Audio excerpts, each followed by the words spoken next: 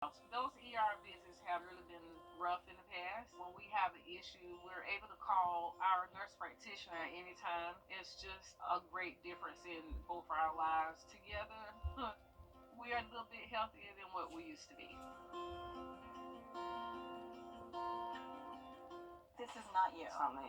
Real people, real problems, real life solutions. Investigate TV Plus. Thanks for watching News 12 on your side. Parker's Kitchen is my new daily coffee stop. Gourmet beans are freshly ground for every cup. Get your own cup of great tasting, freshly brewed coffee at Parker's Kitchen. Live from Augusta, you're watching News 12 live at 5. Good evening, I'm Meredith Anderson. Leaders are working to bring even more housing to downtown Augusta. With hundreds of new apartments already added, they're hoping the downtown area will continue to be the heart of your city. Your Julius Evans spoke with the Downtown Development Authority today. Hundreds of millions of dollars are being poured right here in Augusta, and Downtown Development Authority says you can see the work and the progress being done to make that happen, with hundreds of new housing units being worked on right now. Downtown Development Authority says last year they've helped add more than 400 apartments to downtown. That includes places like King Mill and the Augusta. These projects totaled in more than $136 million in private investments. Downtown Development Authority's executive director says these projects are already seeing promise, with high demand further bolstering their mission of keeping downtown's pulse alive. Is developing new multifamily apartment complexes, things like that. Because the more people you have downtown, the more 24/7 feel you have, and the more businesses you attract. On News 12 at 6 o'clock, we're working to learn more about the future projects for housing that are on the drawing board. In Augusta, Julius Evans, on your side. Thank you, Julius. Later tonight, Augusta Engineering and Environmental Services will hold a meeting on the Broad Street Improvement Project. Local officials, businesses, property owners, and really anyone interested are invited. They'll discuss how work on East Boundary Street to Millage Road might affect you. Tonight's meeting is from 6 to 8 at the Municipal Building. Your Sydney Hood takes a closer look coming up in just 30 minutes. We're starting to see more clouds outside, Riley. Does this mean we could be in for some rain this evening?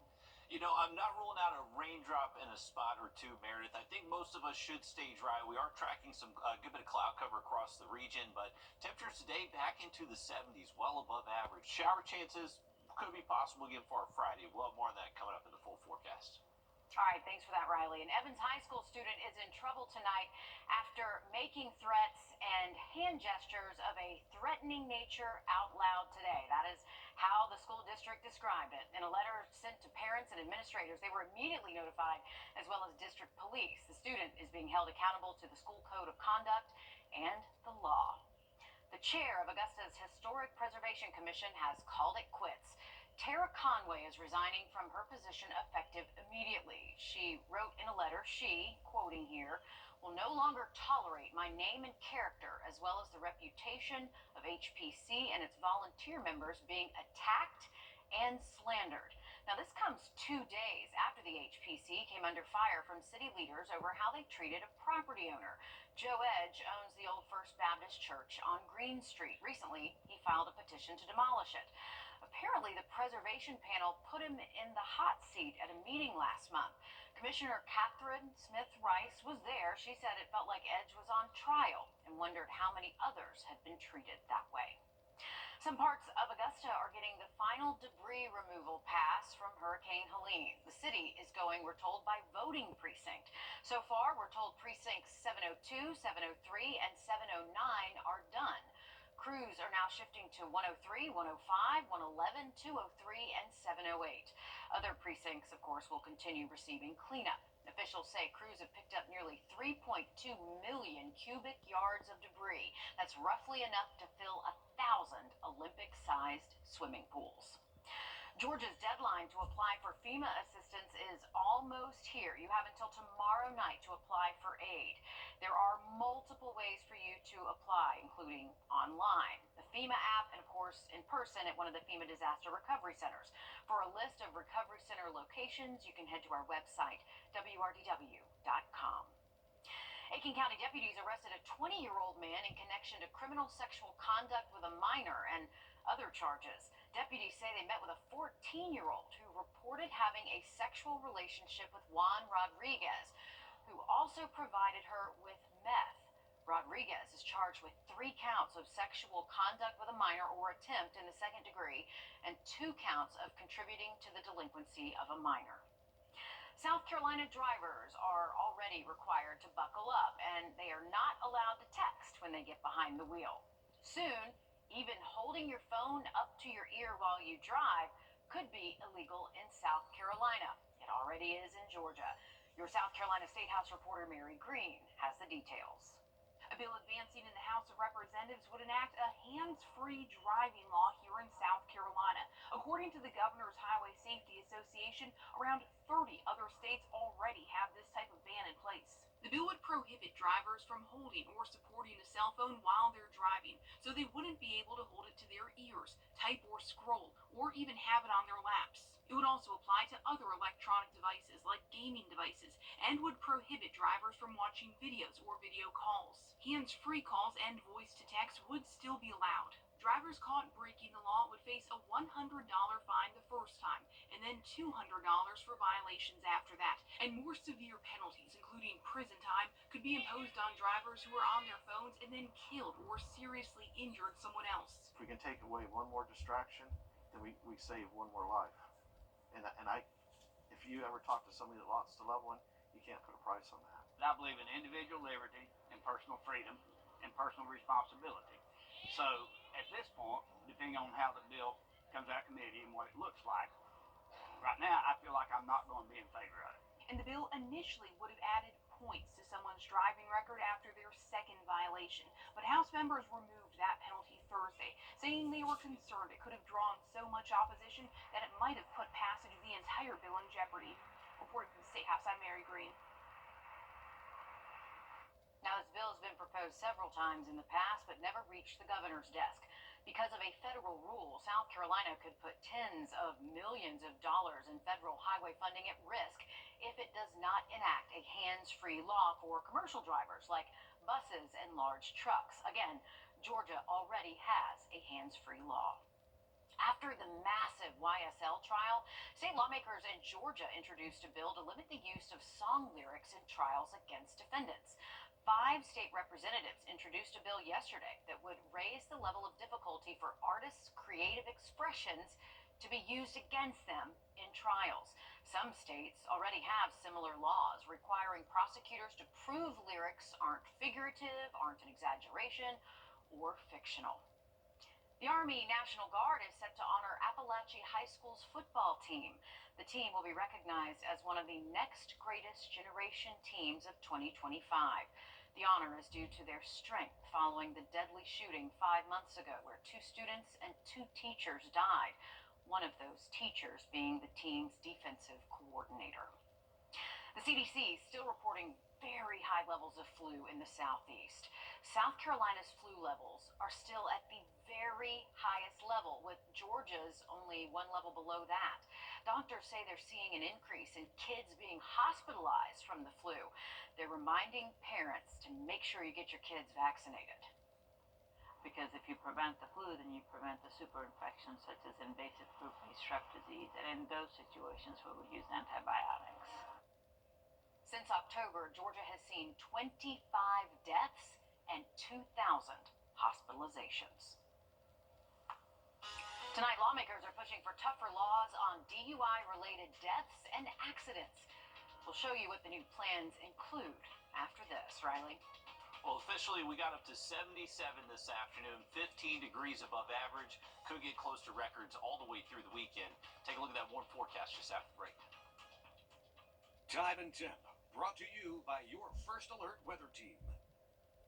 This year, don't settle for less than a Honda. Visit your Augusta Aiken Honda dealer. Trust Chief Meteorologist Riley Hale for your First Alert.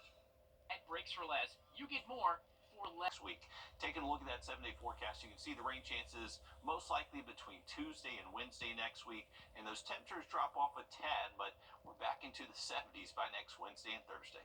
All right, thanks, Riley. Advocates in South Carolina are pushing for tougher penalties on drunk driving. Now, this comes after South Carolina was among the top states in drunk driving deaths last year. Derek Rush has more from Columbia. Me and my best friend played semi-professional basketball. A dream dismantled. I left the tournament. Next thing you know, we got hit by a drunk driver. Jakaya Cummings says he lost his friend along with his basketball career 4 years ago at the hands of a drunk driver. I ended up having to have 28 surgeries. My head was disconnected from my spinal cord.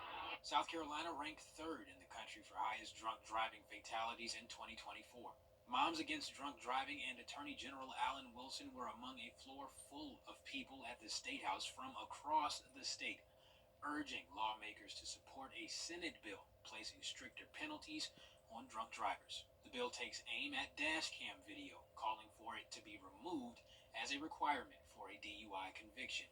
Law enforcement and prosecutors shouldn't have to feel that they are walking across a minefield when they're prosecuting a DUI case. And right now, that's what it is. The new law would also build on changes made to the DUI bill last year that mandated any DUI conviction driver would have an ignition interlock device that require a breathalyzer test before the car can be started. First-time offenders who refuse to submit chemical tests would have their license suspended for a year. Suspensions would increase if they reoffend. Changes the families of victims and survivors hope will keep their newfound community from growing. When you lose someone to something so traumatic, you want to make sure no one else will experience this. Our son was 1 week shy of his birthday. Ethan would be a senior this year. We're still stuck in this hell. Now, the bill would also require someone who commits a felony DUI to pay support to children if their parents are disabled or killed in the crash. It can be difficult to know if someone you meet online is who they say they are. Romance scams online take advantage of thousands of people every single year. In 2023, the Federal Trade Commission says more than 63,000 people reported a romance scam. But a former scammer is now trying to help educate people how to protect themselves from future scams. And I start chatting with them. I make sure that I involve myself in their everyday activities. Takes consistency. It's something we do over and over and over again, and we just get so good at it. And of course, the victim has so much trust in that person. Maxwell says if you're dealing with a scammer, ask them for a video call to see if the person really is who they say they are. Never send them money. Never, if you haven't met them. A garden that is bringing together a community of people from all over. We'll show you how the city is stepping in to help. Coming up. First Alert Radar, powered by Jim Hudson Automotive Group. Who you trust matters. At News 1226, finding truth is our promise to you. Checking the facts on all sides. And we'll continue to keep you To covered. serve you with accuracy. Now, we have issued a First Alert Weather Days. Impact. Our IT will continue following this story and transparency. We begin with breaking news happening right now. Empowering you to make the best decisions for your family, for your future. News 1226. Who you trust matters. Look at this one underwrite on Physicians Mutual. Call or visit sendinfokit.com for all the details. Physicians Mutual, Physicians Mutual. A community near Atlanta is coming together to increase their access to fresh, sustainable, and diverse foods. Sawyer Bussey talked with members of that community, known as the most diverse square mile in the nation. This is my plot. We're not usually talking about flourishing gardens in February, but the story of this garden is flourishing year-round, made up of the journeys of refugees who come to Clarkston from all over the world. I'm from Nepal. I'm here living in America, been for one year. This is a very, very diverse community garden. Of the 73 families who grow here, we have 16 different languages. The Jolly Avenue Community Garden is a happy place. This is where families grow organic fruits and vegetables. This is where they pass down culture and stories. This is where you see a seed become a living thing. When you get a garden plot, it's $20 per year. An organization called Food Well Alliance and the Atlanta Regional Commission partnered with 5 cities here locally, Clarkston being the most recent, to connect the community with city officials and create what is called a city agriculture plan. The plan helps the city create a community that's focused on urban agriculture. For people who have been doing community agriculture projects like me and others in this community, we see the challenges. Well, we just believe in the power of local food as a tool to bring communities together, and we're really excited for the opportunity to work with the unique community of Clarkston. Clarkston will be given $75,000 to put their plan into action over the next 3 to 5 years. In Clarkston, Sawyer Bussey, Atlanta News First. Officials add the garden has other benefits, including helping to boost mental health when families become part of a community. The Super Bowl is almost here, and a few players from around the Georgia and South Carolina area are playing on both teams. 2 players on the Kansas City Chiefs are former UGA Bulldogs, Mercole Hardman Jr. and Malik Herring, also playing for the Chiefs this weekend, Elaney High School and Curtis Baptist alum Jalen Watson. 6 players on the Philadelphia Eagles also played at UGA. Those players include Jalen Carter, Nakobe Dean, Kelly Ringo, Nolan Smith, Jordan Davis, and Lewis Sine. So lots of reasons to be excited. Who are you cheering for, Riley, first of all? Well, I think the Dogs definitely have pretty much the entire Philadelphia defense. Okay. So I got to go with Philly this Super Bowl. But the 3-peat would be pretty cool, too. So I'm either way, good with me. Hey, great Super Bowl weather this weekend, though. We got high temperatures near 80 degrees on Sunday if you have any plans outside. Having a quick look at that forecast just after break. Look at this one under going on now. I look at her and I see my future. She is the promise that gives meaning to each new day. Her love holds us close and guides us. She is and always will be my everything. I celebrate her with a jeweler that I trust. And that's Windsor.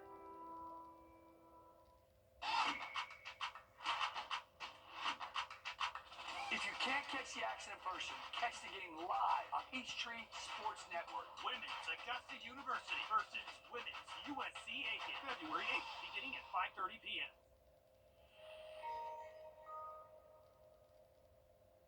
Help us feed hungry children. Our goal is to feed 2 million meals to hungry children this year, and you can help us when you round up at Parker's Kitchen. We're going to match 25% of your donation. You're watching News 12 live at 5.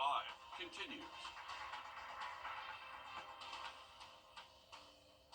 Tonight, another road project in downtown Augusta could snarl traffic and cause headaches for business owners. Broad Street hasn't seen construction work since the 80s, but the next phase of a $42 million project, well, that's about to change all that. Phase 1, which includes Millage and 15th Street, is nearly complete. Good evening, and thanks for joining us. I'm Meredith Anderson. And I'm Will Rio. Tonight, businesses and homeowners are hoping to learn more about how this could impact them. Your Sydney Hood joins us live at 5 from downtown Augusta. And Sydney, how long will all of this construction last? For Broad Street, traffic engineering says about 2 years. This project is divided up into 4 phases, and as you mentioned, phase 1 is almost complete, and then phase 2 will go from 15th Street all the way down to where I'm at on 5th Street. Traffic engineering says they'll make improvements to the roads, but they're also going to try and make it easier for people to bike and walk on Broad Street. While some businesses say they understand the purpose of the improvements here, they just wish those in charge understood the headache that comes with the construction. You've got small businesses around here that are going to be, having to endure a pretty significant impact to their business, and some unfortunately might not make it. I don't know. It's critical that the community supports the small businesses.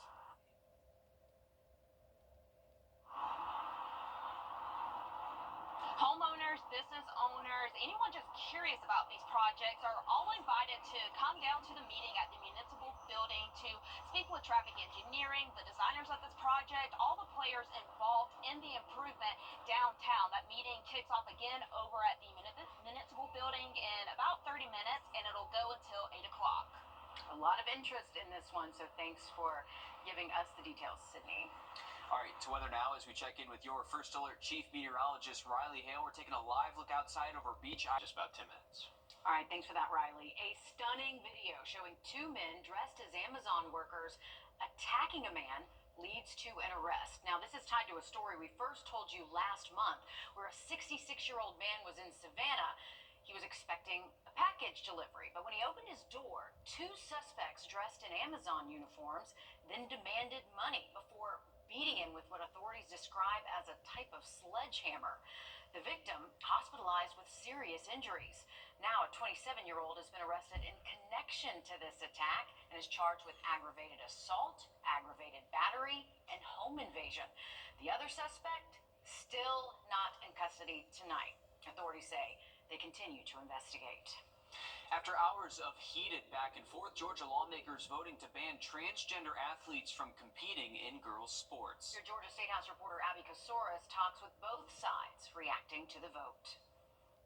People hanging around here in the hallways, glued to the TVs, watching the hours-long debate.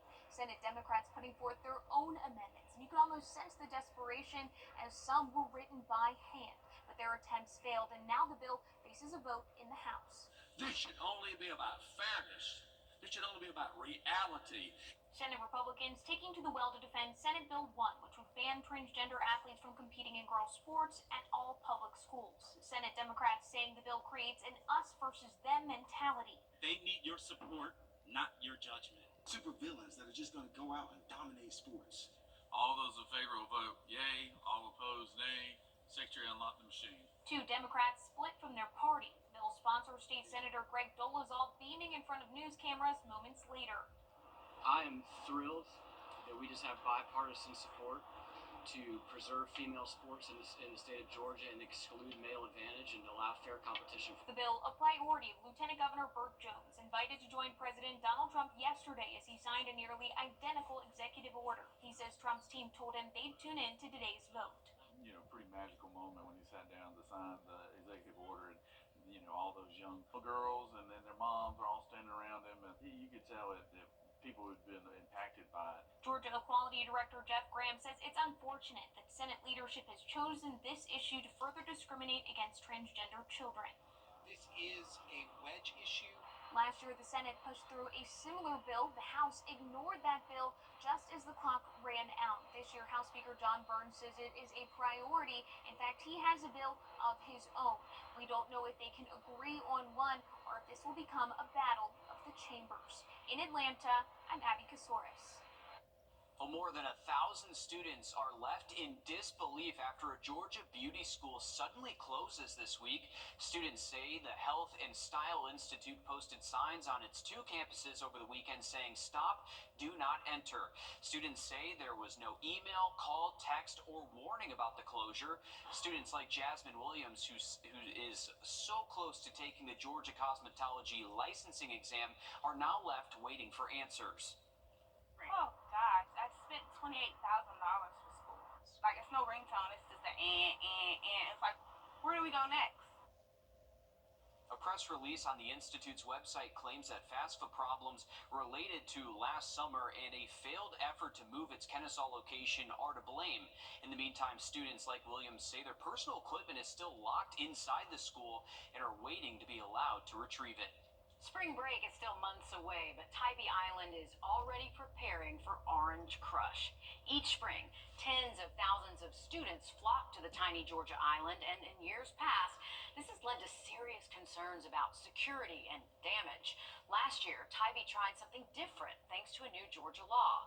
Now, promoters of unpermitted events can be held accountable for damages and other costs. That, combined with better traffic management, made last year's Orange Crush manageable, according to the city's mayor. This year, in order for Orange Crush to happen, Tybee is making organizers agree to certain terms and conditions. in order for it to proceed. While you and your family might sit down to watch the Super Bowl this Sunday, our firefighters will remain on call, ready to jump into action at a moment's notice. That's why today Walmart surprised Augusta's 20 fire stations with game day food for them to enjoy. This week also marks Firefighter Appreciation in Georgia, a perfect time for the surprise. We've got a good bit. We've got enough to go around to every station in Augusta. So, like I said, we got chicken wings, we've got chips, we've got meatballs, a little bit of everything in there. So, I think they'll definitely appreciate it and be able to get some time to fellowship with each other on Sunday. Sounds like a good place to be on I know, Sunday. right? Not too bad there. We appreciate our firefighters for sure. Kickoff starts at 6:30 Sunday from the Caesars Superdome in New Orleans. Coming up, the Augusta Junior players are getting ready for their latest performance. We've got a spoiler-free preview of the show after the break. Riley? And we're going to be getting close to 80 degrees again tomorrow afternoon and most likely all the way through the weekend. We'll take a look at the heat and also those rain chances just after the break. Time and temp, brought to you by your First Alert weather team. Introducing the First Alert Radar Network. With up to 10 times the resolution of other local radars and technology that can pinpoint right down to your street. First just got faster. Barrett here with T-Base Window. This week marks 6 months since Tropical Storm Debbie drenched our area, dumping double-digit rain totals in our area. The deluge also threatened a dam in Screven County and triggered evacuations in the area. Our southern counties, including Screven, Jenkins, Emmanuel, Allendale, and Bamberg, were hit the hardest. And Riley, it's really hard to believe it's been 6 months already since Debbie, and then just a few months later, of course, we were hit by Hurricane Helene. Yeah, we thought Debbie was bad, and then boom, here comes Helene. I know we oftentimes forget about Debbie just because it came right after in the wake of Helene and just the devastating impacts from both those storms. But crazy, it's already been 6 months and still there's plenty to clean up from both those storms across the area. We do have generally dry conditions if you're heading out this manageable, and this would be beneficial rain. Latest drought monitor did come out this morning and it did show abnormally dry to even moderate drought conditions across the central and northern CSRA. So rain will be a good thing next week. It looks to be a minimal risk for us through the weekend. The big story through the weekend definitely going to be these near record high temperatures. Sounds good. Thanks, Riley. The Augusta Junior Players is gearing up to perform Ruby, the story of Ruby Bridges. During the height of the civil rights movement, the 6-year-old was the first black student to attend an all-white elementary school in New Orleans. Your Ashley Campbell has a preview of the musical.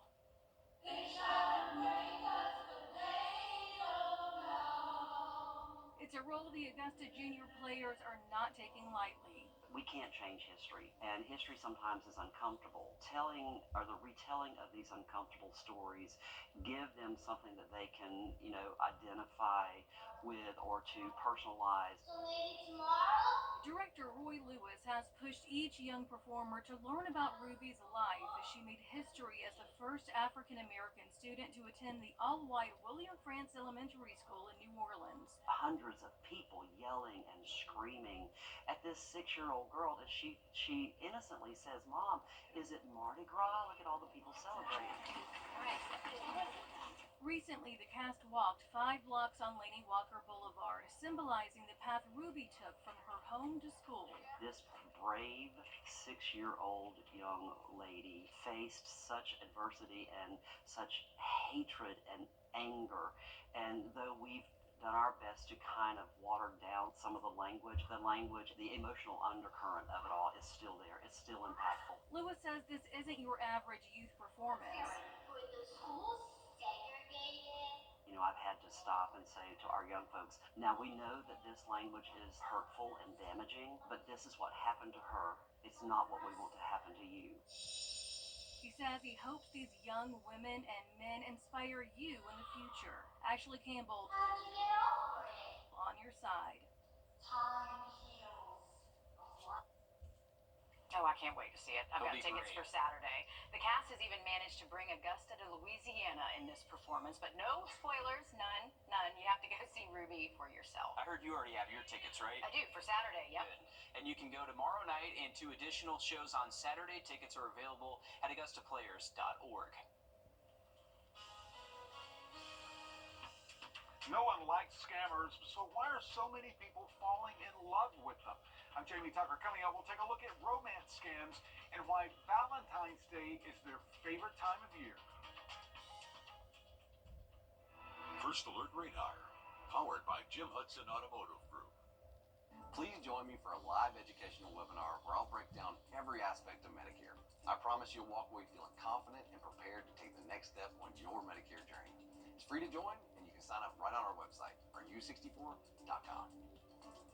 Enjoy an unforgettable... We're used to forecasting weather here on Earth, but did you know there's scientists that forecast space weather? There's a whole universe to discover if we only looked up at night. We're on your side, exploring the sky and beyond. It's the First Alert Weather Space Special. Tune in February 7th at 3 p.m. and February 8th at 7 p.m. Never took you for a mariachi guy. Really not a huge fan, but seems to be all of us do these days. Wrdw64.com. Who are you talking to? Valentine's Day is just around the corner and love is in the air. But scammers know that. And in the past several years, romance scams have evolved dramatically and are fooling even the most tech-smart users. Your consumer tech reporter Jamie Tucker shares how to avoid becoming a victim. I know you're thinking, how can anyone fall for one of these scams? Well, they're very sophisticated, and the scammers know what works to prey on lonely people. They watch some rom-coms, and the latest technique is a meet-cute over a wrong number. Now, you may have gotten one of these text messages from someone who wrote your number down wrong, they say. They'll flirt, try to keep you engaged in the conversation. They could text for days or weeks to gain your trust. Eventually, they'll ask you to send money or gift cards. Some victims report they've lost tens of thousands of dollars because they thought they found Mr. or Miss Right. So how do you spot these scams? Well, just like in the real-life dating world, there are red flags everywhere. So this scammer sent me a "didn't we meet" text that attached a photo. So I uploaded it to the reverse search engine Social Catfish to verify their identity. It showed the same image of the attractive woman was all over the internet. She isn't Erin, but an Instagram model. The scammer simply swiped the photo and sent it to me in a text. Now, if you're using a dating app, you should never use the same profile photo that you use on social media. Scammers can do the same reverse image search to find you on Facebook or Instagram, where they can see where you live, your photos, and your friends. And remember, anyone of any age can fall for these. Young boys are being targeted with sextortion scams. Older people are typically lonely and just want a relationship and to talk with someone. If you are chatting with someone online, tell a friend. Maybe they can help you figure out if you're talking with a real love interest or a scammer who will break your heart. That's What the Tech. I'm Jamie Tucker. The FBI warns AI is making romance scams even more difficult to detect. The Bureau also suggests romance scams are more prevalent than we think because many victims are too embarrassed to come forward. We're just 3 days away from the big game, and for the third straight year, a CSRA graduate is playing in the Super Bowl. That's right. The Kansas City Chiefs are going for the NFL's first ever three-peat, and Laney's very own Jalen Watson has a chance to be part of all of this.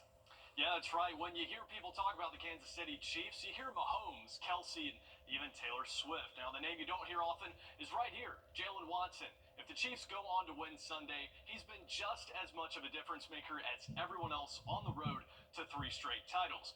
Now, the 2019 Laney graduate and former Curtis Baptist defensive back has been a key piece of the Chiefs defense since he was drafted in 2022. In the last 2 Super Bowl seasons for KC, Watson played nearly every game, tallying at least 30 tackles a season. This year, Watson went down with an ankle injury in October, and he spent much of the rest of the season on the sidelines, but was activated just in time for the playoffs, and now he's playing on the biggest stage of them all for his 3rd straight year. That was my first time being hurt and not being able to actually play football during the season. Yeah, ever. Yeah, so it was tough, and I was just itching to get back. I just wanted to get back. Watching the guys just keep stacking W's and finding ways to win, and I'm just at home by myself, bored. I'm like, man, I got to get out of this house. Tough times make tough people.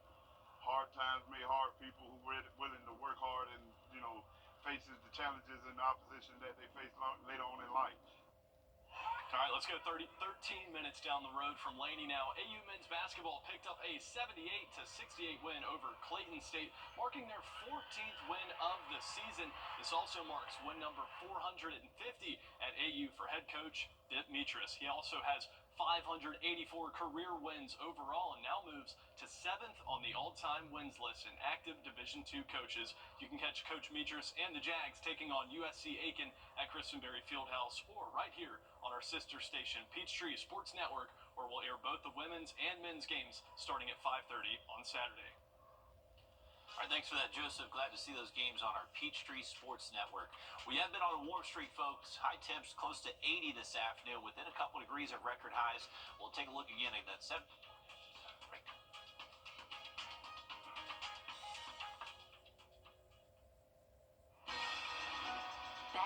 Call us or visit rebath.com and save $1,000 off your complete bathroom remodel. Our first alert commitment to you is the power of 5 meteorologists. All the tools, the latest technology, and the first team of 5 meteorologists. News 12's First Alert Weather on your side.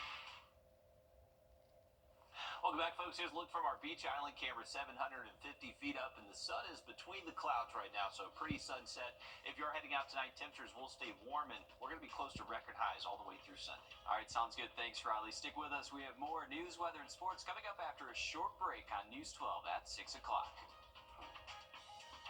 This is not you. It's not me.